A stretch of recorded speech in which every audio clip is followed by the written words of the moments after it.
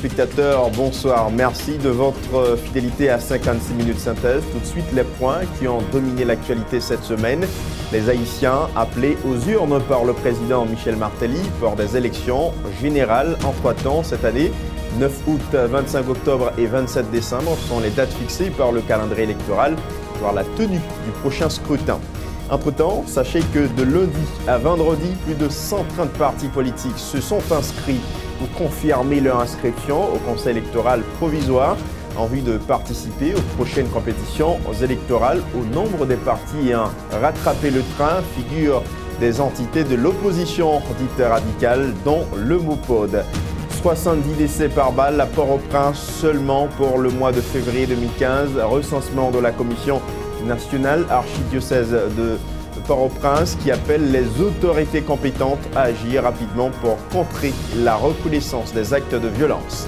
Interdiction temporaire d'importer certains fruits et légumes de la République dominicaine, une décision du ministère de l'Agriculture visant à protéger Haïti d'une éventuelle contamination par la mouche méditerranéenne des fruits qui fait rage en territoire voisin. Réouverture des consulats dominicains en Haïti après environ 15 jours de fermeture. Des policiers nationaux ont assuré la garde devant le siège du consulat général dominicain à Pétionville, comme exigé par les autorités dominicaines. Un uniforme unique pour tous les élèves des écoles publiques du pays, c'est à compter de l'année scolaire 2015-2016.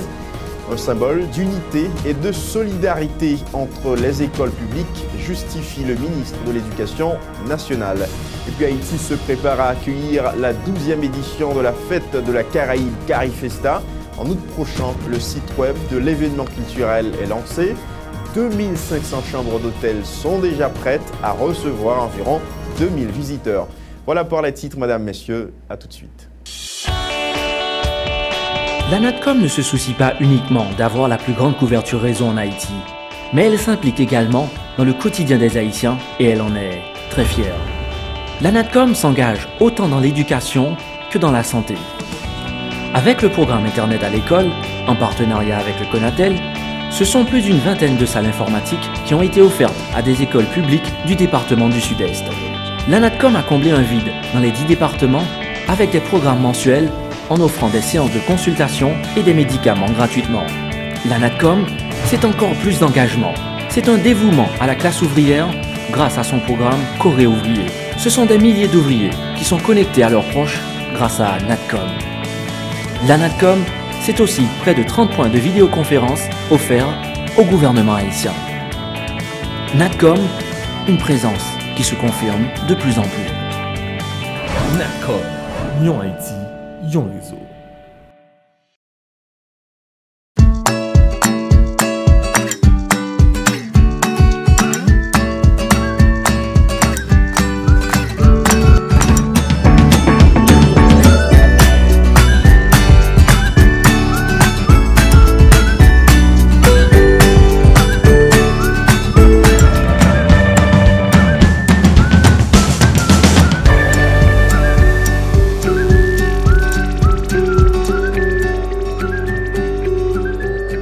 Bienvenue au développement de 56 minutes synthèse. Après avoir approuvé la semaine écoulée le calendrier électoral, le chef de l'État, via un communiqué en date du 13 mars, a convoqué le peuple haïtien en ses comices. En date du 9 août pour les 2 tiers du Sénat et les 119 députés. 25 octobre pour le second tour de la législative, le premier tour de la présidentielle et les élections locales le 27 décembre 2015. Est réservé pour le 2e tour de la présidentielle conformément au calendrier électoral adopté par le Conseil électoral provisoire. Le porte-parole de la présidence, Lucien Jura, a tenu à préciser que les élections restent et demeurent une priorité pour l'équipe en place. Ces précisions au micro de Jasmin Denis et Johnny Saint-Hilus. Et puis, nous avons la date 25 octobre. S'il y a des côtés qui méritaient 2e tour pour l'élection législative, il y a un 2e tour pour eux. La date 25 octobre 2015, et si pas gain, il y a un 2e tour bien sûr, et puis la même date, dimanche 25 octobre 2015, c'est pour le premier tour élection présidentielle dans le pays d'Haïti, et dans la même occasion, nous avons une élection qui a fait tout pour collectivités territoriales, municipalités, magistrats, CASEC, ASEC, délégués de ville. Et dans le cadre de l'élection 25 octobre, ça a tout fini pour tout candidat à la députation et au sénatorial et candidat municipalité, collectivité territoriale, tout.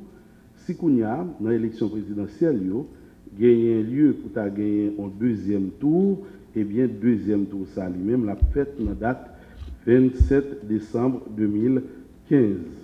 Et que le président Martelly toujours dit, et le Conseil électoral a précisé dans la loi électorale, le 7 février 2016, normalement, il y a un nouveau président qui doit prêter serment constitutionnellement dans le palais. Et c'est à une façon pour arriver et corriger une fois pour toutes problème qui posait depuis quelques temps dans les affaires dates qui pour respecter dans le calendrier électoral. La population aura à élire 119 députés au lieu de 118, tel que rapporté par le décret électoral de 2015, a rectifié le porte-parole de la présidence. Lucien Jura a expliqué que lors de l'amendement de la loi électorale de 2013, les députés avaient voté pour que Serre-Calasource et Thomassic deviennent deux circonscriptions distinctes. Le porte-parole de la présidence a ajouté qu'une erreur matérielle s'est glissée lors de la publication du décret électoral de 2 mars dernier. Écoutons les explications de Lucien Jura. Et le Conseil électoral provisoire n'a pas touché le nombre de circonscriptions aux dernières nouvelles.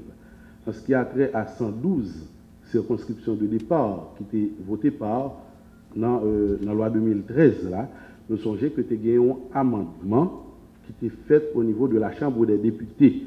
Dans l'amendement, ça, il était fait que commune circonscription Serre-Calasource, commune Serre-Calasource, c'est une seule circonscription. Alors, dans l'amendement, Serre-Calasource et Thomassic, c'est 2 circonscriptions. Donc, en clair, au cours de l'amendement, de 112 à la loi de 2013 initialement, il devait passer à 113. Mais on avait commis une erreur matérielle quand on a parlé des 6 circonscriptions supplémentaires dans le cadre du consensus politique de la dernière fois, des négociations politiques. On n'avait pas tenu compte de cela, c'est pour ça qu'on avait publié dans un premier temps 118. Mais quand on s'en est rendu compte, il a retourné sur lui pour deviner nous 119 circonscriptions que nous gagnons là. Maintenant, qui côté ça sorti, c'est à partir de discussions, ce n'est pas le CEP, à partir de consensus politique, les acteurs qui se sont réunis au niveau de l'exécutif et des partis politiques qui nous ont amenés à ces 6 circonscriptions additionnelles. Au nombre de partis qui se font inscrire figurent le MOPOD, Formula Valas, Unité, Fusion, OPL, Ramaïti, Respect, Ensemble Nous Forts. Pour ne citer que cela, plusieurs structures politiques ont exprimé leur désaccord avec le calendrier électoral du CEP. C'est le cas de Formula Valas qui croit toutefois nécessaire de se faire inscrire dans le registre électoral du CEP. Sa coordonnatrice Maryse Narcisse a affirmé cependant que la mobilisation de son parti en faveur de la réalisation d'élections libres, honnêtes et transparentes et démocratiques va continuer. Maryse Narcisse a par ailleurs fait remarquer la date du 18 mars à laquelle Formula Valas a confirmé sa participation aux prochaines élections marque le retour d'exil du fondateur du parti Jean-Bertrand Aristide, une date symbolique qui représente un réel retour de Formula Valas sur la scène politique, a indiqué Maryse Narcisse. On l'écoute au micro de Ludmilla Marc et Samus David François. Inscription, son première étape. Et nous avons pour nous continuer notre étape pour nous en même temps élection et mobilisation pour nous assurer nous que le processus là a mené à des élections libres, honnêtes et démocratiques. Jeudi, ça qui passe là montre nous que retour en fait tout bon vrai. On retour président Aristide annoncé retour Formula Valas au pouvoir. Retour pour nous continuer toute belle bagaille nous qu'on fait. L'école pour tous, éducation pour tous, manger pour tous, et travail pour tout le monde, et la peine en tête, la peine en ventre. Élection, mobilisation. Élection parce que nous sommes une organisation qui croit dans la démocratie et nous connaissons que c'est par la voie des urnes que nous capturons le pouvoir. Mobilisation pour nous forcer justement que il y ait des élections libre, honnête et démocratique dans le pays. Et Formula Valas et l'autre parti politique avec CEPR, t'es exprimé réserve par rapport au fait qu'il y a 3 tours d'élection. Dans la première réserve, c'était le fait que jeudi, parti politique, pas qu'à prendre, pays dit que il n'y a pas l'argent pour payer professeur, il n'y a pas l'argent pour baisser le prix gaz, et il n'y a pas l'argent pour baisser la vie qui est chère, mais jeudi, il y a l'argent pour faire 3 tours d'élection. Et le parti politique Formula Valave, depuis le 14 juillet, désigné officiellement comme la candidate aux prochaines élections présidentielles.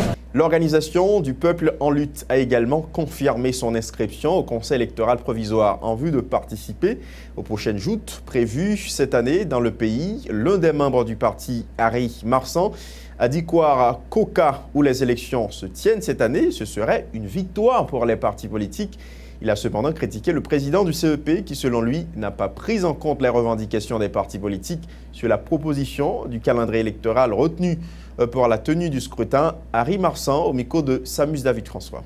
Au PL, ça fait longtemps qu'on a bataille à ce que l'élection réalisée la pays. C'est seul ça au PL pour renouveler le personnel politique. Il est vrai qu'après un peu de temps de traîner pied, que pouvoir avec le monde qui est responsable pour faire l'élection, il finit par faire. Mais il faut dire également, dernièrement, le PL est invité à participer à la réunion que CEPA a invité nous. Arrivé à Caribé, c'était une mascarade, c'était une pure mascarade. Et encore plus, le lendemain, nous tendions sur les zones de radio, M. Opo, comme président CEPA, dit qu'il n'est plus question de correction du calendrier, c'est un calendrier. Et ça veut dire qui ça? Ça veut dire que M. Opo, comme président, n'a pas tenu compte de toute remarque, toute recommandation, toute préoccupation que l'ensemble des partis politiques ont gagné. Ça, c'est une geste marquée. Donc, une délégation composée des dirigeants du parti, de Whistler, de l'ancien président Vasco Ternilan, de Sefor, de Franklin et sénateur Yves Chéri qui doit nous rejoindre, nous venons là. Au nom de l'OPL, nous faisons dépôt de toutes pièces que vous demandez. Ça veut dire quoi? Ça veut dire à partir d'aujourd'hui, pour l'OPL, le combat électoral est déclenché. L'OPL, nous pouvons aller à tous les niveaux et nous allons gagner les élections. D'autres partis politiques comme la fusion des sociodémocrates, Reconstruire Haïti, Ensemble Nos Forts, ont validé leur participation aux prochaines joutes programmées pour cette année. Cependant, la capacité du Conseil électoral à organiser de bonnes élections reste et demeure une préoccupation pour le secrétaire général de la fusion des sociodémocrates. Le calendrier électoral dont dispose le Conseil électoral comporte bien des anomalies. Rosemont Pradel estime que le pays n'a pas les moyens adéquats pour réaliser les prochaines élections en 3 temps.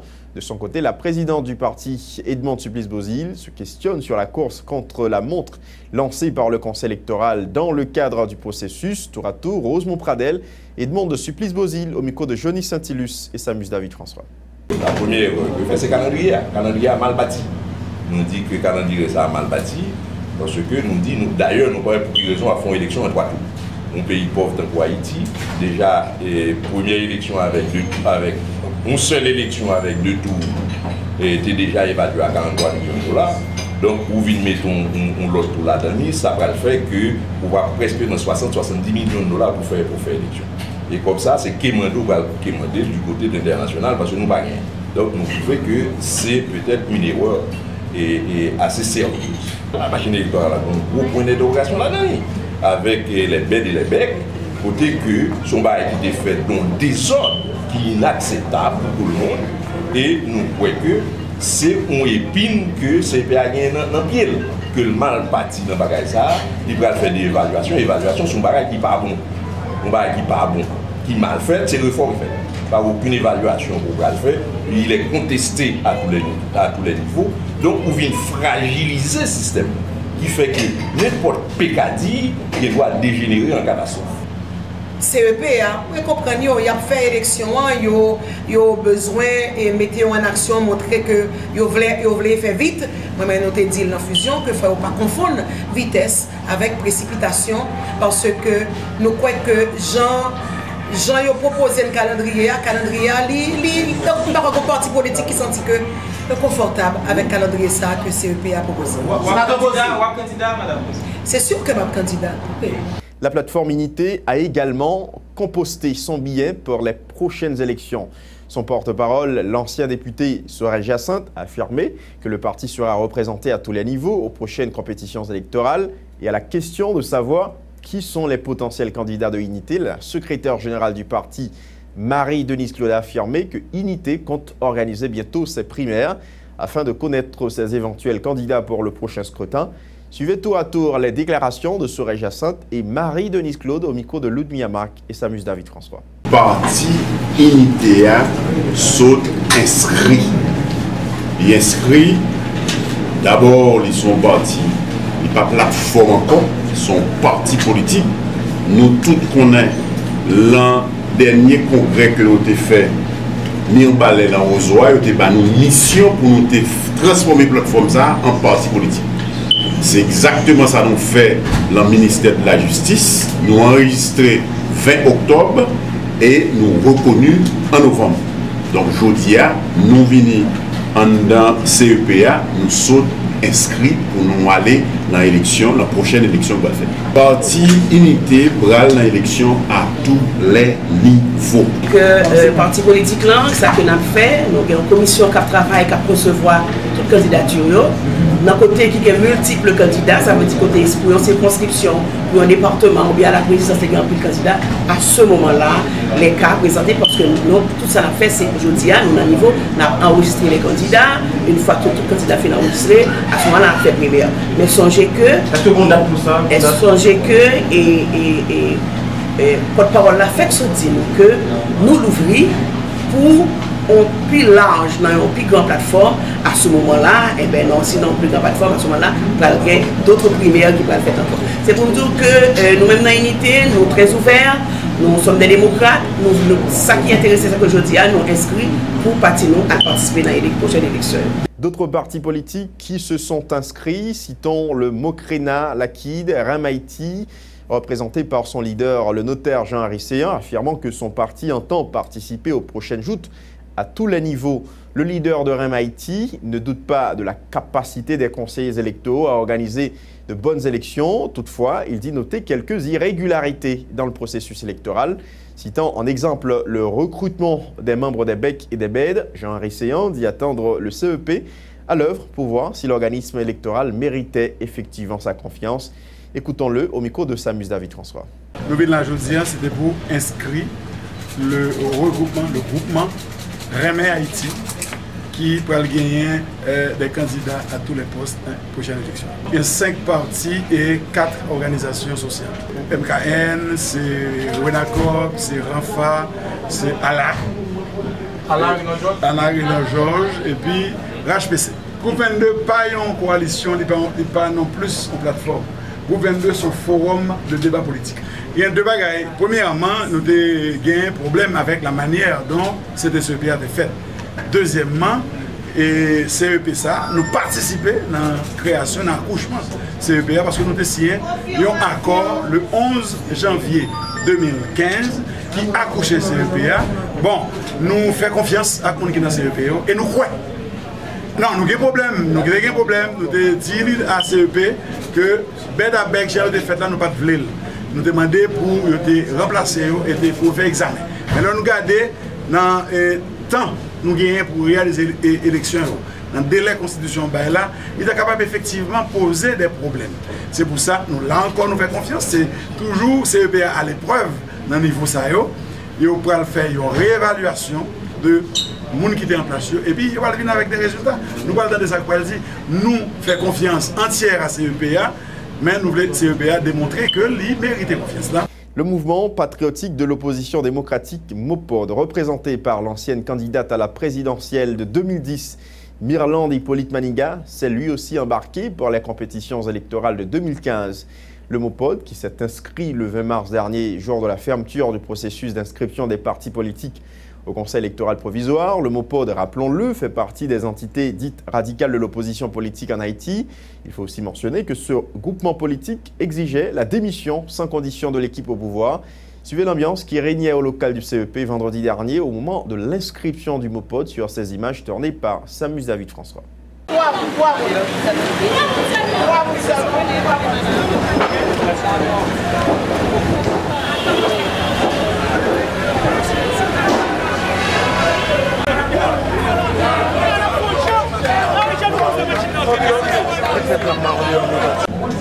Après l'inscription, on a fait déclaration. Voilà.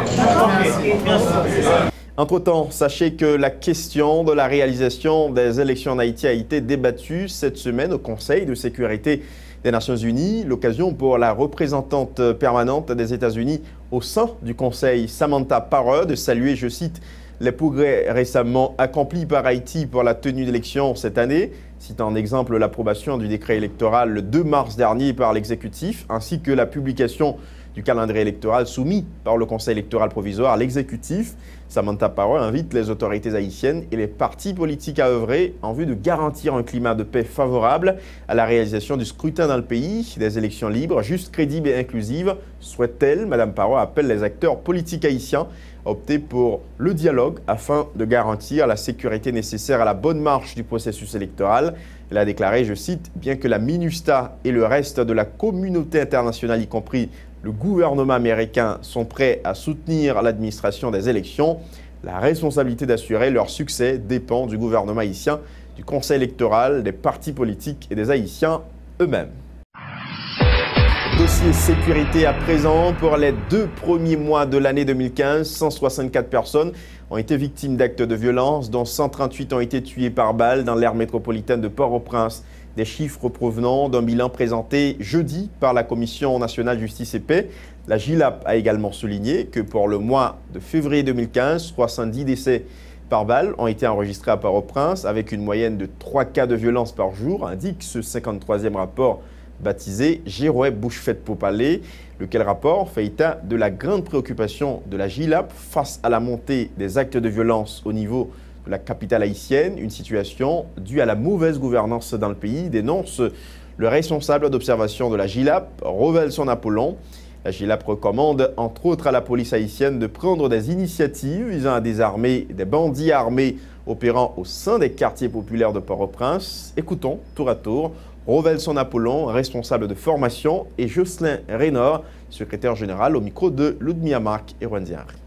La commission a observé 1136 cas de personnes victimes de violences, dont 942 tués par balle. C'est pour l'année 2014.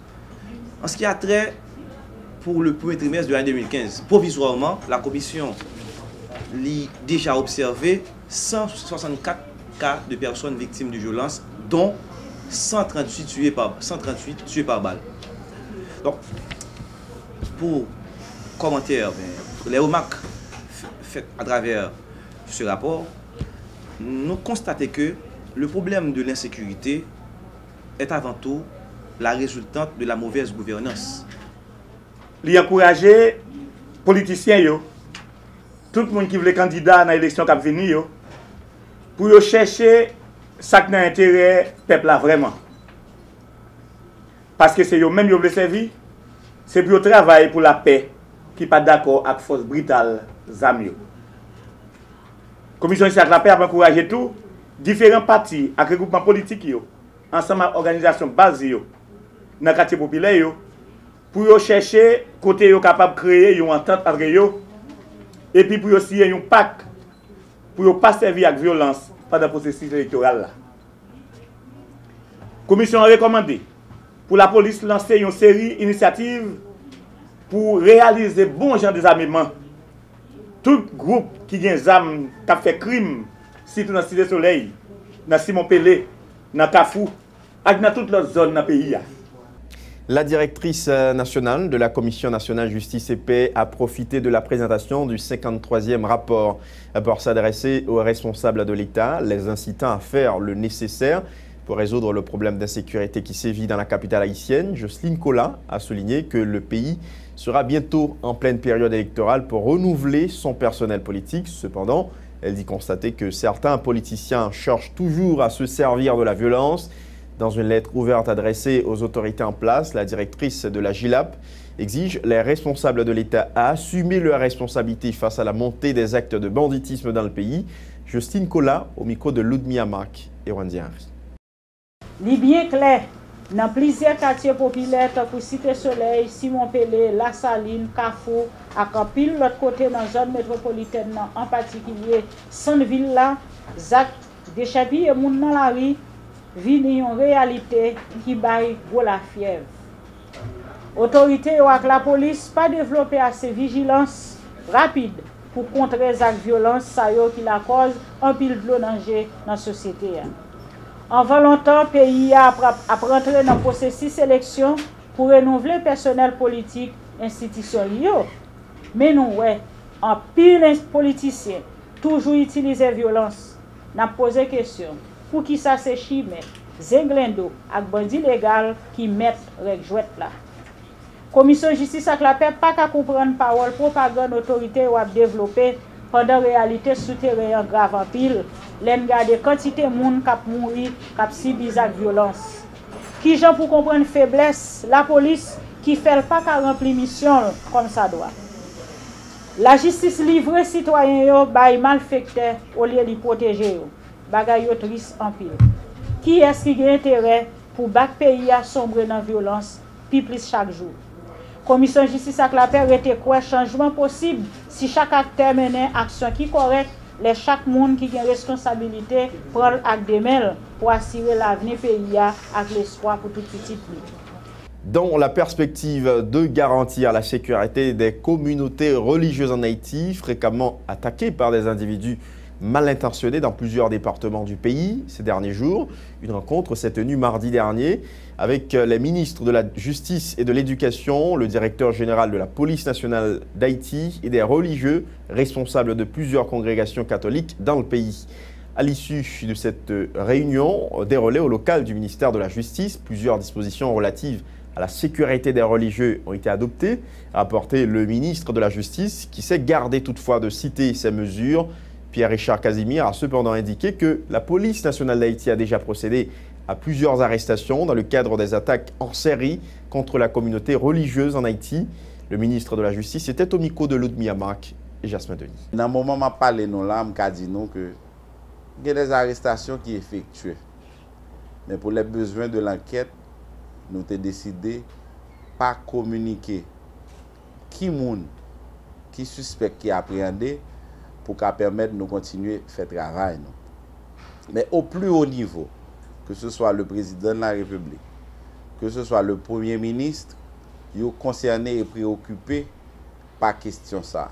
Voilà pourquoi, sous recommandation et suggestion du directeur général de la police, hier matin, nous avons fait ça relais un CSPN, Conseil supérieur de la police nationale a été réuni, qui était le Premier ministre là-dedans, ministre de la Justice, ministre de l'Intérieur, directeur général de la police, pour que nous envisagions qui solution plus appropriée qui était gagnée.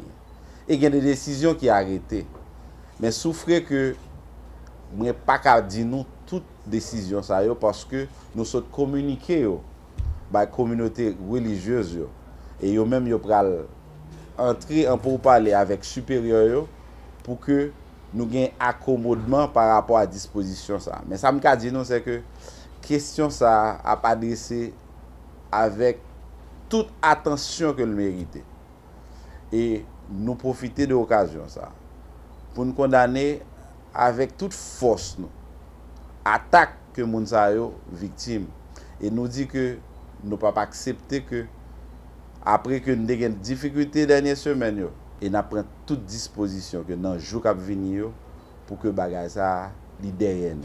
De son côté, le directeur général de la police nationale d'Haïti, Godson Aurelius, a rappelé l'obligation qui est faite à l'institution policière de contenir les actions des malfrats contre les religieux.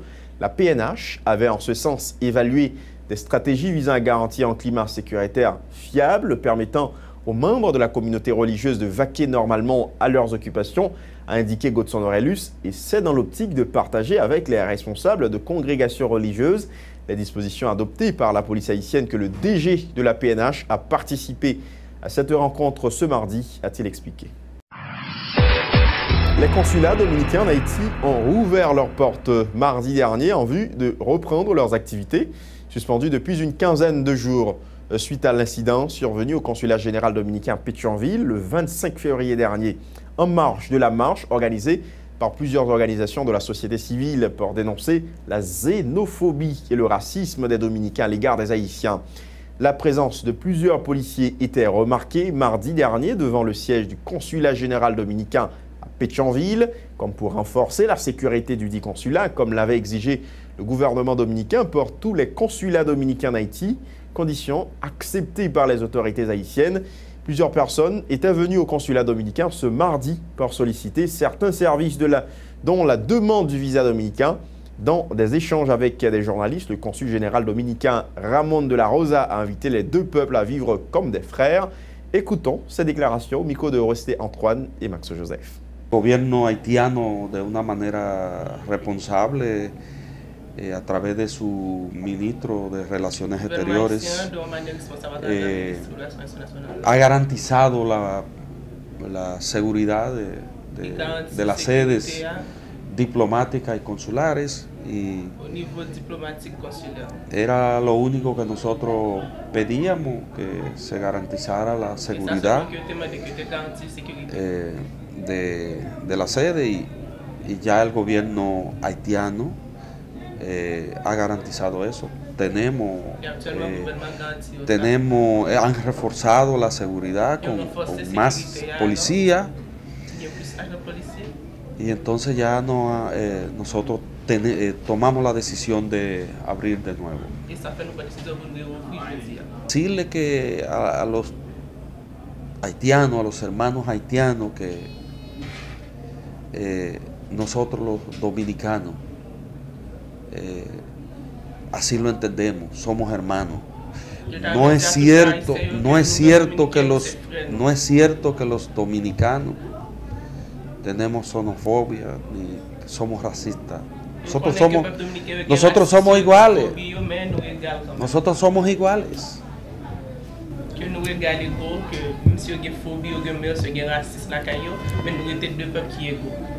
Juste le temps d'observer une pause à ce numéro de 56 minutes synthèse. On vous retrouve tout de suite après.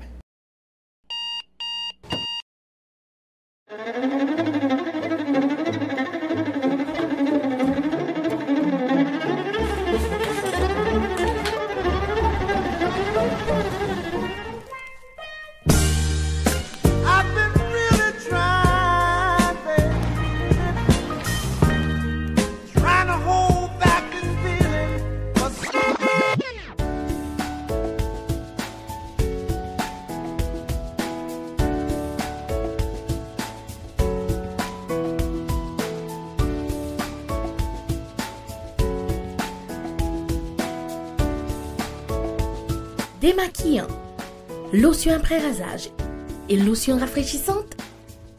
Limacol. La fraîcheur de la brise dans une bouteille. Limacol est un produit de la Disprofar en vente dans tous les supermarchés et les pharmacies. Oh, Bicha, moi à peine à préparer manger au pire mère. Comme ou toujours servi avec tablette ça yo toujours. Alors, m'en goûter vous ouais. Oui! Manger à salé comme mais tablette Criolito. Si ce qu'on inventé avec l'autre tablette cap salé manger ou connaît déjà, Criolito a qualité supérieure parce que c'est celle tablette qui passe à les manger ou peut-être qui fait un gros ingrédient naturel, tant que l'ail, oignon, céleri qui remplace forcelle ou l'autre gain. Et puis en plus il y a bon goût pour le pays. Kounia, c'est coupé d'ouest. Puis bon goût, moins sel. Criolito, c'est celle tablette qui va manger au bon goût pour le pays. Dans votre machin, t'as tout grossiste li au mandé. C'est li toute cuisine, elle choisi pour faire manger. C'est li celle qui va faire manger. C'est coupé d'ouest. Ah ça, manger et Criolito, c'est numéro 1.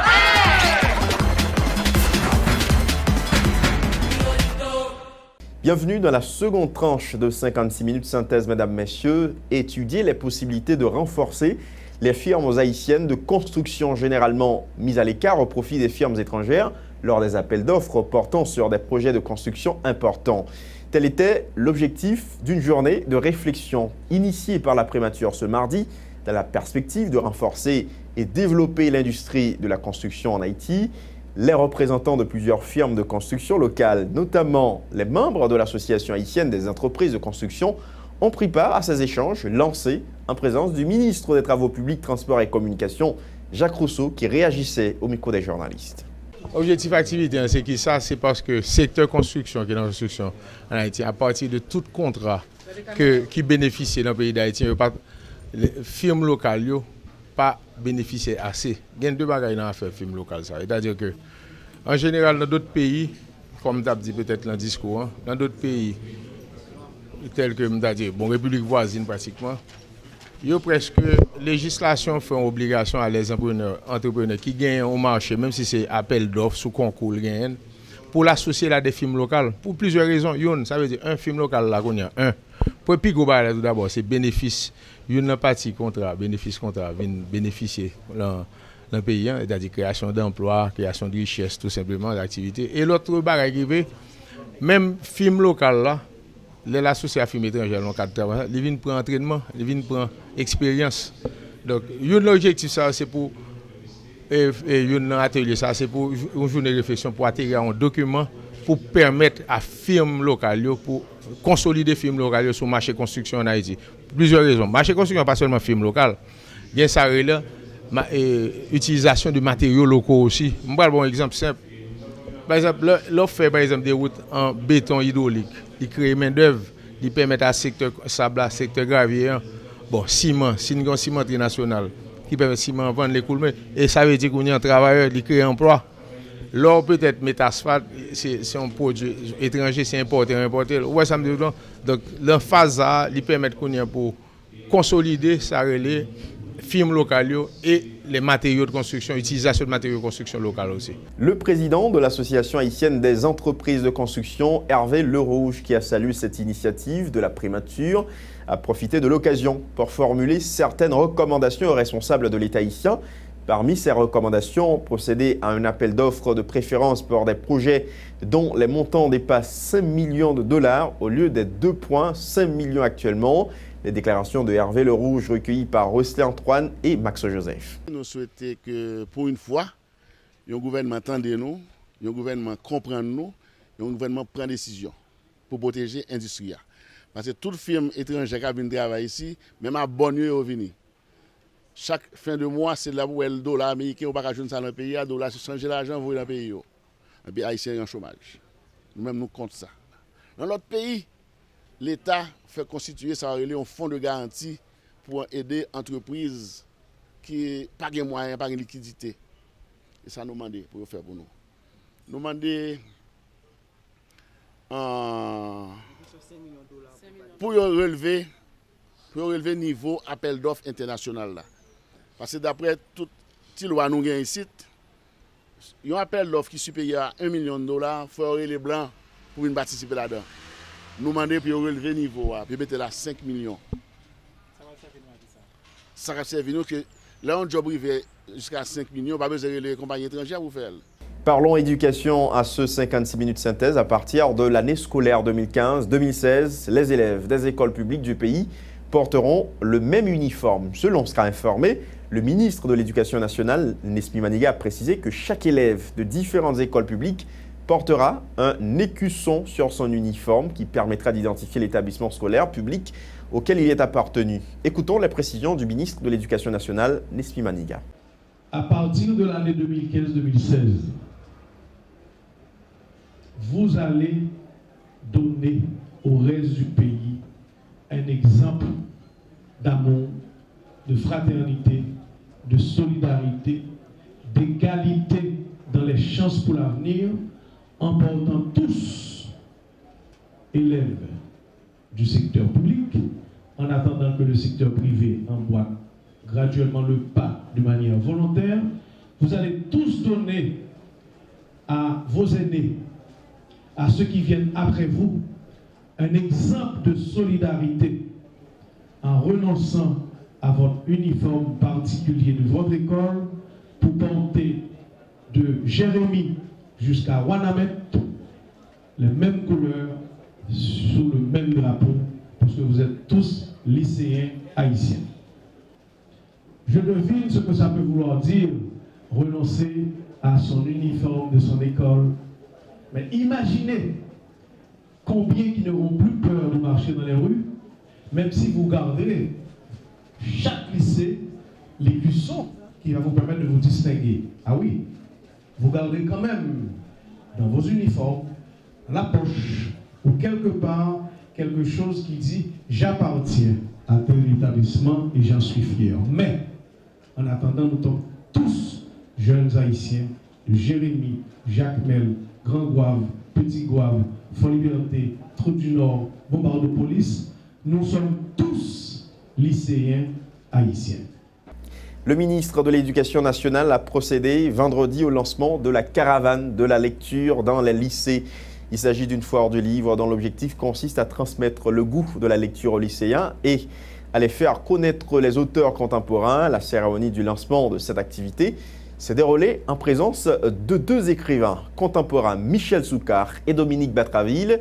L'occasion pour le ministre de l'Éducation nationale, Nespi Maniga, d'inviter les écoliers à lire au moins un livre par mois. Le ministre a également exhorté les lycéens à prendre les auteurs contemporains comme modèle. Écoutons le ministre Nespi Maniga au micro de Ronald Desormes et Max Joseph. Il est important, très important, de vous donner l'obligation au moins une fois par mois de lire un livre. Ce n'est pas par hasard que M. Batraville, qui est là aujourd'hui, est-ce qu'il est en Haïti.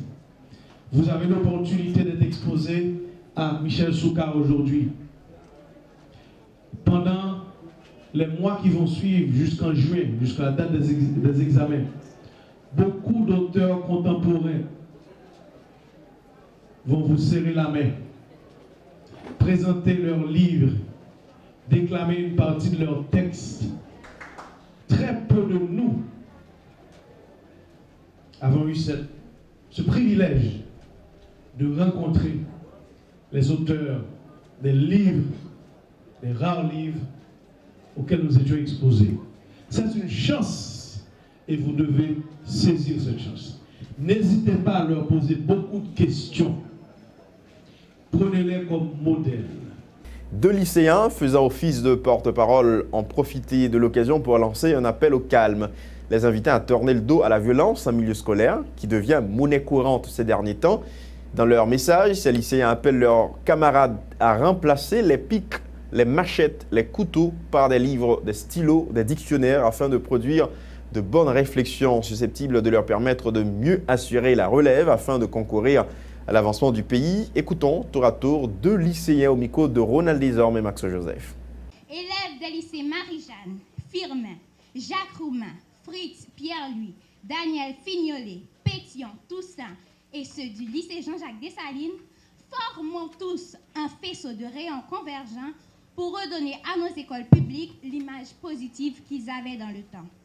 Occupons notre temps par des activités saines d'esprit, comme entre autres la recherche, la lecture, les activités littéraires qui puissent nous être utiles pour servir valablement à notre pays au lieu de perdre notre temps à tuer le temps de des manifestations, des CAF et des scènes de violence entre frères et sœurs lycéens.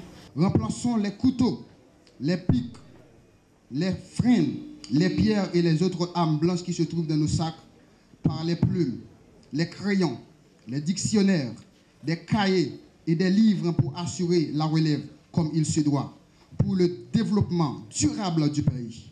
Axé non sur la violence aveugle, stérile et gratuite, mais plutôt sur l'éducation et la formation de qualité. Camarades lycéens et lycéennes, disons tous à haute et intelligible voix, non à la violence dans nos écoles publiques. Violence pas fait sens, non. Mais oui à la solidarité interlycéenne, oui à l'union, à la fraternité, à la convivialité, au vivre ensemble et surtout à la tolérance en milieu scolaire.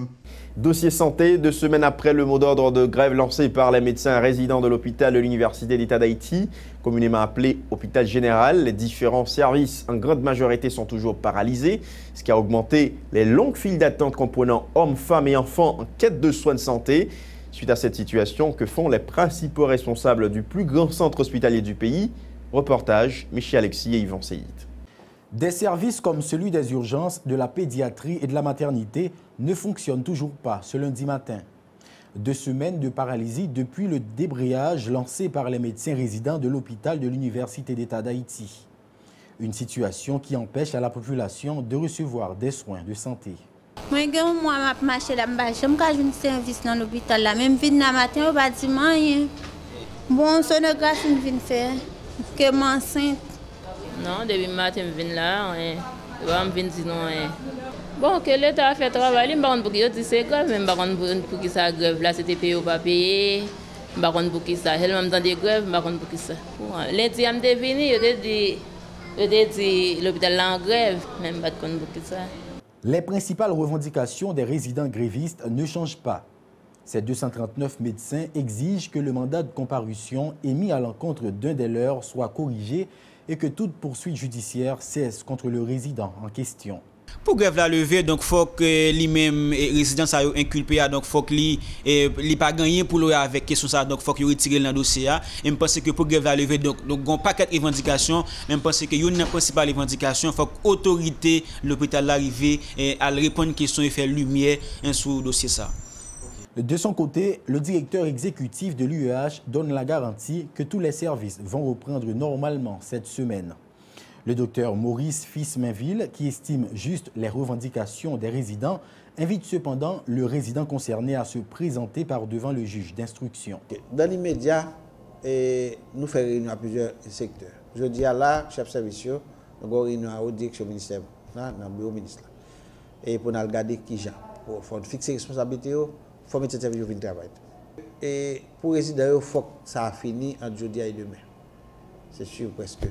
La finance, je dis à demain, depuis aujourd'hui, nous dénouement, il y a grève là immédiatement. Le mandat de comparution à la base de cette tension a été émis le 14 novembre 2013 suite à une plainte d'un des parents de nourrisson décédé une semaine plus tôt, juste après sa naissance. L'ambassadeur des États-Unis à Port-au-Prince, Pamela Ryan, a décerné mercredi à Ariel Gentil-Vildroin le prix Femmes Courage d'Haïti 2015, un choix réalisé dans le cadre du programme Femmes Courage International, institué par le département d'État américain en vue d'honorer le travail et les actions remarquables de certaines femmes à travers le monde, jouant un rôle important au sein de leurs sociétés respectives. Ariel Gentil-Vildroin est l'actuelle directrice générale de l'Institut du bien-être social et de recherche. D'après l'ambassade américaine en Haïti, Mme Gentil-Vildroin a travaillé sans relâche pour arriver à la création de la loi contre le trafic illégal, document qui a permis à Haïti de se doter d'un plan d'action pour combattre le trafic de personnes et dénoncer le trafic illégal en 2014. Rappelons qu'en mars 2014, c'est la militante des droits humains Colette Lespinasse qui dirigeait le groupe d'appui aux rapatriés et réfugiés GAR qui avait reçu le prix Femmes Courage d'Haïti. Haïti accueille du 14 au 23 août prochain la 12e édition de la Carifesta qui se déroulera sous le thème « Nos racines, notre culture et notre avenir commun ». L'objectif de cette activité, qui regroupe les peuples de la région caraïbéenne au sein de la CARICOM, vise à mettre en valeur les diversités culturelles et artistiques des pays de la région. C'est aussi un moyen pour que les pays de la CARICOM se serrent les coudes. Haïti dispose de moyens pour recevoir les différentes délégations qui séjourneront dans le pays durant 9 jours que se déroulera la Carifiesta en août prochain. C'est ce qu'a affirmé la ministre de la Culture Ditni Joanne Raton. Certes, le festival se tiendra à Port-au-Prince, la capitale. Toutefois, les touristes étrangers auront à visiter d'autres villes de province, dont Jacmel, les Cayes, l'Artibonite, a expliqué la ministre de la Culture Ditni Joanne Raton au micro de Johnny Saint-Ilus et Wandian. Moi, je voulais profiter de l'occasion pour me porter une petite précision sur la différence qu'il y a entre Carifesta et Carifiesta. Carifiesta lui-même, c'est plus gros, on est capable de dire carnaval qui est organisé dans Montréal. OK? Yo même, yo organisé l'événement ça au mois de juillet. Donc, yo on est capable de dire en 40e édition pour l'événement là. Nous-mêmes, nous avons organisé Carifesta, qui est le Festival des Arts de la Caraïbe. C'est pour la 12e édition Carifesta dans l'événement ça. Donc, Carifesta lui-même a pour objectif pour unir tout le pays dans la Caraïbe pour nous capables de mettre en valeur culture, nous, identité. Nous. Donc, on dit tout que grande force ça pour le faire à Port-au-Prince. Nous avons un paquet d'activités que nous mettons accent sur lui dans la capitale là, pour nous recevoir pays, tous les différents pays qui viennent. Après ça, nous avons un accent que nous mettons tout dans différentes régions, tant que Jacmel, Cap-Haïtien, la Tibonite, Gelée, la plage Gelée, je pense que dans le sud, là, nous allons mettre en évidence musique, non, culture locale. Non. Donc rapidement, on dit que nous parlons pour aller un comité qui pourrait mettre sous pied rapidement pour répondre à toutes questions, nous, pour mettre connexion solide avec nous. Et nous avons toute délégation, direction artistique, pays Caraïbes comme nous qui venir là pour lui accompagner le comité ça qui gagne pour le charger pour lui organiser 12e édition Carifesta. Environ 2500 chambres d'hôtel sont disponibles pour assurer l'hébergement des visiteurs dans le cadre de l'événement. Selon des chiffres fournis par la ministre du Tourisme et des Industries créatives, Stéphanie Balmire-Vildouin, des sites touristiques seront également aménagés pour mieux accueillir les étrangers, précise la ministre Stéphanie Balmire-Vildouin. On l'écoute. Je dis que le secteur touristique est paré, hôtelier est paré, site touristique est paré. Dans quel sens que paré, nous connaissons qu'il y a un pile d'investissement qui est fait au niveau hôtelier. Je dis en Port-au-Prince, il y a plus de 2500 chambres de standard international. Et là, on a parlé de délégations CARICOM qui pourraient venir visiter le pays. On a parlé de à peu près une vingtaine de délégations. Chaque délégation a bien 100 à 150 personnes là-dedans. Donc, on a parlé à peu près de 2000 personnes qui viennent pour mettre en évidence culture de différents pays que y viennent représenter. Donc, dans ce sens, ça, tout hôtel dans la capitale, nous avons fait, nous avons parlé avec eux pour voir comment ils mettre des forfaits spéciaux pour les gens d'abord. Et de notre côté, Jean-Ministre l'a dit, nous allons mettre pas seulement en évidence Port-au-Prince, mais plusieurs destinations touristiques. Côté ministère du Tourisme, nous avons fait des aménagements de sites touristiques là-dedans. On a parlé de Jacmel, nous allons voir les gens, que ce soit Bassin Bleu, que ce soit dans différentes plages. Et à ce moment, nous avons assurez-nous que visiteurs qui viennent dans Carifesta et tout et grands artistes, ils ne pas seulement rester là en côté, mais à visiter différentes régions dans le pays en tout. De notre côté, le ministère du Tourisme travaille avec MAE, qui est responsable protocole et accueil, pour nous assurer nous que l'accueil au niveau de l'aéroport et transport logistique est fait correctement pour que nous soyons très satisfaits de services que Haïti a bail au niveau de l'accueil et de logistique transport. C'est ce vendredi que des proches du populaire homme de radio Bob Victor Lemoine, décédé le 8 mars dernier, lui ont rendu un dernier hommage à Port-au-Prince. Une messe célébrée par le monseigneur Pierre-André Pierre en souvenir du disparu qui a été enterré aux États-Unis d'Amérique. Un moment rempli d'émotions et riche en heureux souvenirs. Suivez ce compte-rendu.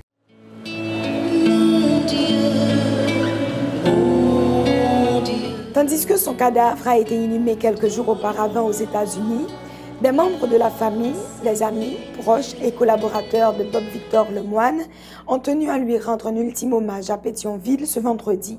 Un cercle restreint venu saluer le départ d'un collaborateur dont l'œuvre constitue un riche héritage pour les générations de journalistes à venir. Bob laisse quitter assez d'héritage. Et parce que il marque passage pour en pile génération qui a venu tendre et parler de radio et les suivi l'histoire l'évolution de la radio pour reconnaître un gros garçon qui était Bob Lemoine. Communicateur extraordinaire, maître de cérémonie à l'éloquence enviable, les éloges à l'endroit de Bob Lemoine, également chroniqueur sportif et réalisateur, fusent de toutes les lèvres. Tout comme la voix de l'homme, sa détermination à faire parler des sans-voix a également inspiré. Bob Lemoine, c'est un monsieur que je prends comme modèle parce que je suis content d'elle. L'homme était petit, il était content de faire bagaille pour Prince Bouge. Regardez qu'on y a dans la métropole, c'est moi-même qui reprends depuis 6 ans sa rubrique à travers les rues de la capitale. Les patries à travers les rues, ça, avec sa fille Anne-Daphné Lemoine, et qui a un gros succès dans la métropole. La disparition de Bob Lemoine laisse donc un vide difficile à combler. C'est un monde qui était toujours pas l'école, c'est un monde qui était rien même pays, c'est un monde qui était voulu construire, qui était voulu voir l'autre Haïti. Et là, la presse perdue, auditoire l'a perdu, un monde qui a tant d'amour, c'est on voit qui a aidé nous sortir d'un problème nous qui tombait.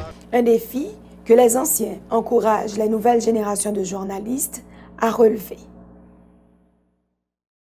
Juste le temps de refermer ce 56 minutes synthèse, mesdames, messieurs. Les Haïtiens appelés aux urnes par le président Michel Martelly pour des élections générales en 3 temps cette année. 9 août, 25 octobre et 27 décembre sont les dates fixées par le calendrier électoral pour la tenue du prochain scrutin.